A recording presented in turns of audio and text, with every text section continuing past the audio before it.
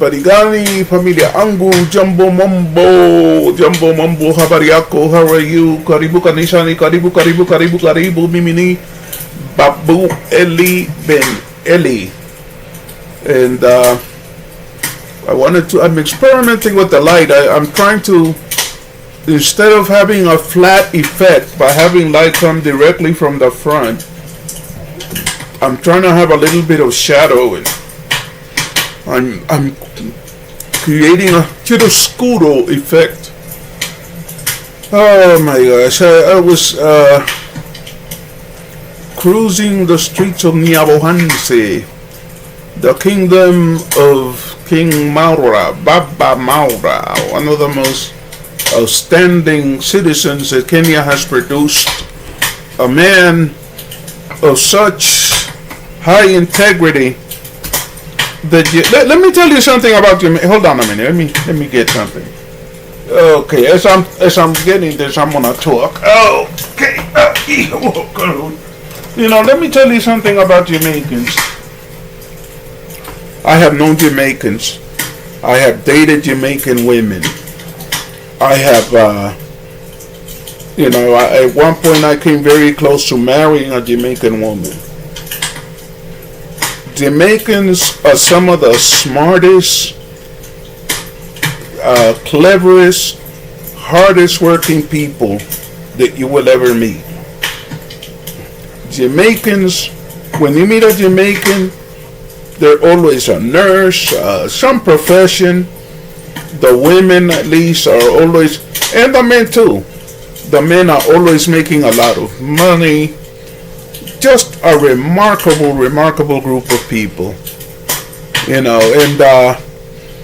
Jamaicans are also the kind of people who, some of them, let me not make any broad generalization, some of them are the kind of people who, if they don't make the money one way, they're gonna make it another, but they always make money. Okay, there are people, there's a saying in America, he works as hard as a Jamaican. A Jamaican will have 3 jobs at one time. I have heard of Jamaicans who have 4 jobs at one time. What is the point that I'm trying to make? Before I go there, let me say this. If you haven't liked and subscribed, please help me to get to 1,000. Please subscribe to my channel. Please like this video. Please comment. I always love it when I have a lot of comments. Comments are fun. I enjoy the discussion. I enjoy talking or chatting. You're not actually talking. You want to know what I want to do? I wish I could do that thing that they're doing where they go live and they have comments as they are talking or as the video is going on. The problem with me and that is I don't really know how it works. I'll probably have to take a little bit of time and figure it out. But back to the subject at hand. Oh, and by the way, thank you to each and every one of you who has subscribed to my channel. May God bless you. I'm going to adopt the line from Baby Carol. May you never lack. May things just go well for you. Speaking of Baby Carol, please, folks, let's keep Diana Kemi in prayers.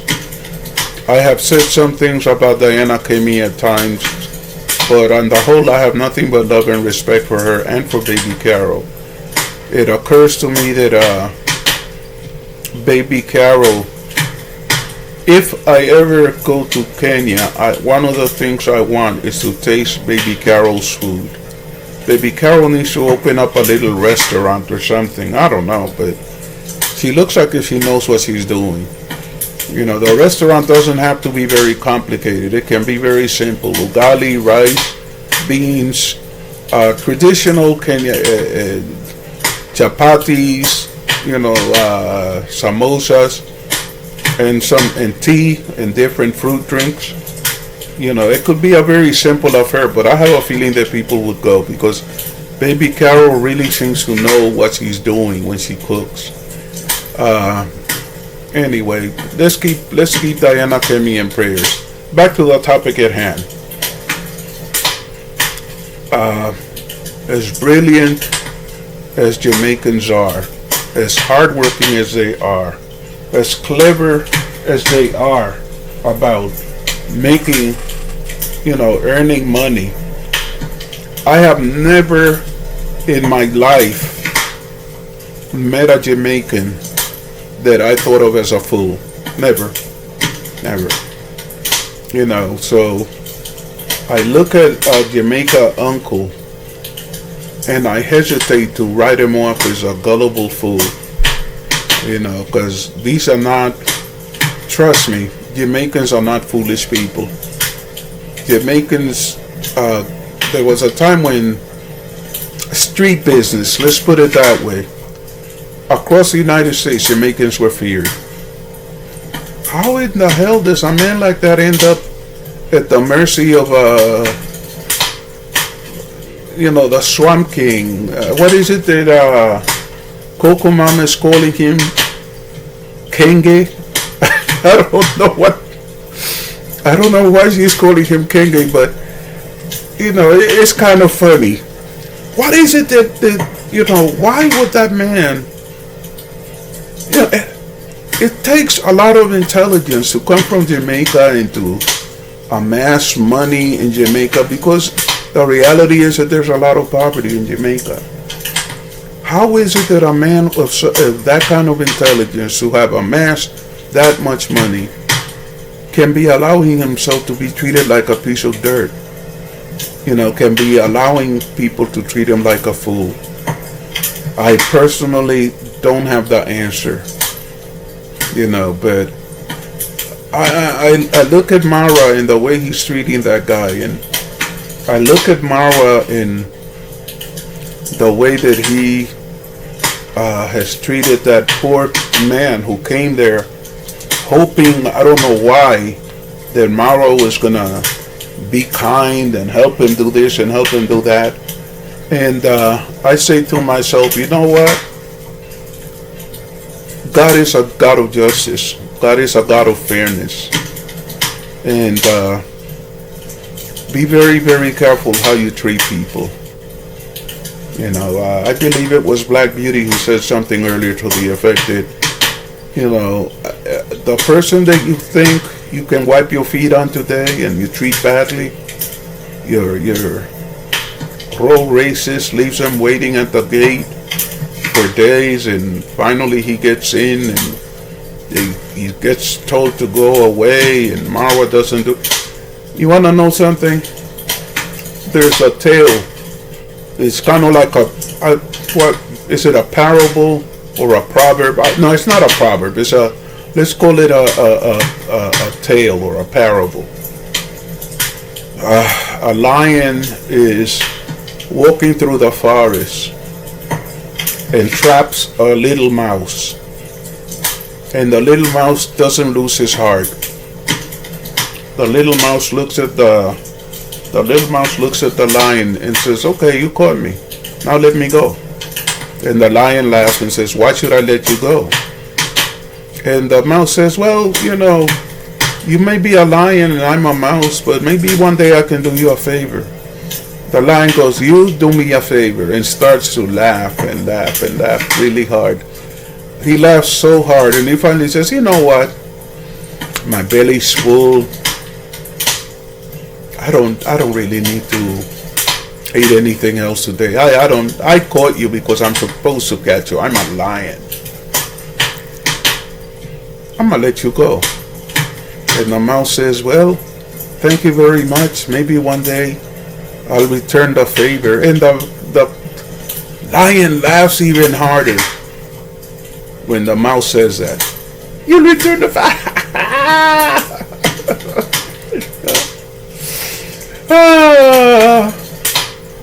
Saga. Anyway, but then a couple of days later, the mouse is traversing, going across the jungle, and guess who he sees trapped in the trees, in a net, caught up in the air? He sees the lion, and the lion is screaming and trying to get out, and he cannot. And the humble little mouse climbs up the side of the tree, climbs down the rope, and very carefully begins to chew on the net that the lion is caught in. And suddenly, after the mouse keeps chewing and chewing, the net springs open and the lion comes bounding out, and he lets out a roar of gratitude to the mouse. You never know. My mother used to have a saying when I was little that I have never forgotten. Be kind to everybody that you meet. In my country, we don't have funeral parlors. When you die, your family and your friends take your body, clean it, they get a casket, they hold a service at their home. My mother used to say, you'll never know who will wash you and dress you when you die. Treat everybody that you meet with kindness. You never know who's going to turn out to be your real friend. Okay, and I look at Marwa, and I look at how he is allowing the racist to treat all of the people in that village.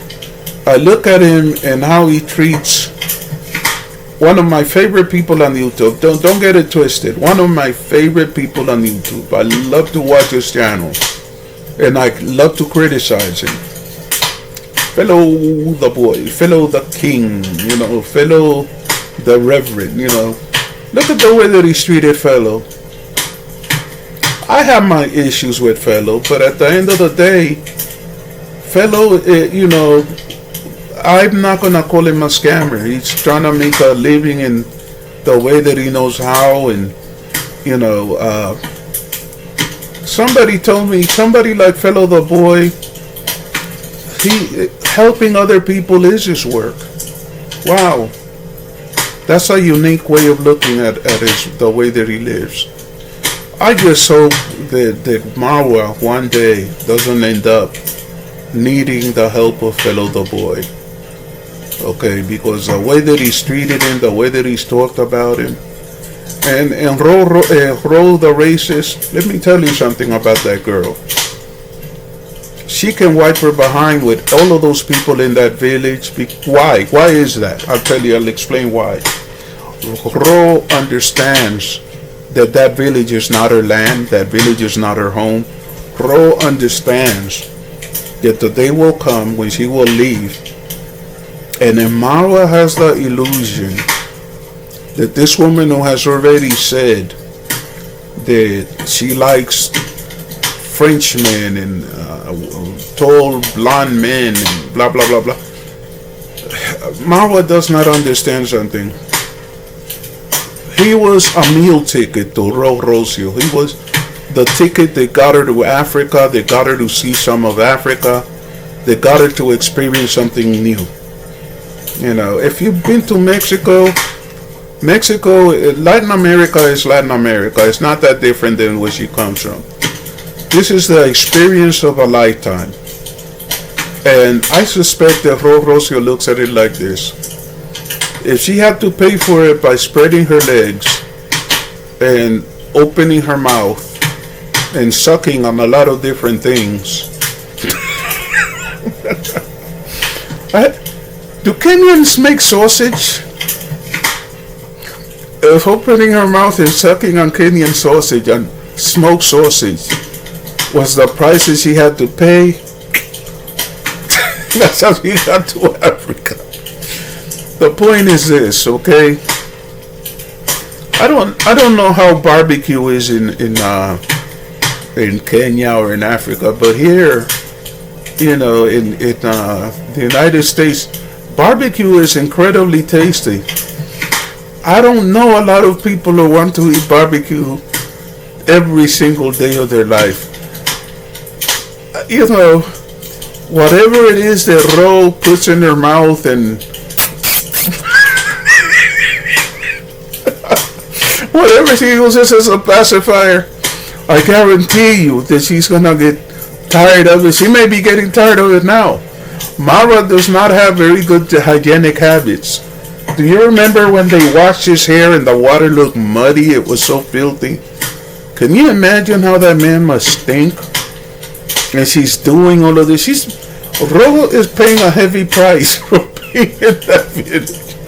The day is going to come when she's gonna be someplace where it's gonna be fairly close to home by airplane. And she's going to do what Bo did to Marwa. Maybe administer a public thrashing, maybe slap him in the face when the police are nearby. Why? Because if a woman who looks like her slaps a black man on the face, the police are gonna come over and ask, what did he do? The man is gonna catch a beating. The man is gonna go to jail, even if he hasn't done anything. I see that in Marwa's future. I think Marwa is living a fantasy, running around saying, "Oh, this woman is my wife, my wife." That woman isn't your wife. Let some blonde German who's a foot taller than you and has more money and has a bigger sausage for her to suck on come along. Rocio's gonna let you know it isn't only black Americans that she cannot stand. She hates Kenyans too. She hates Ugali. She hates Sumawiki. She hates all of that food that you serve her. She hates the mosquitoes. The only thing that she liked was the horse. Why? I have heard it said that some Latin American women will climb under a horse and do things to that horse with their mouth. You know, there's something called a donkey show in some of those countries in which women like Rocio will use their mouth on a donkey or a horse. Why does she love these animals so much? Folks, if you haven't liked and subscribed, please like and subscribe.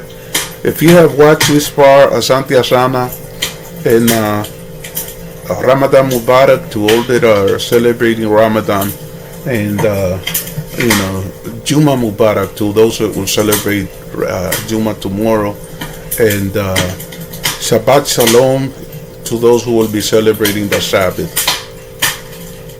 Kwaheri.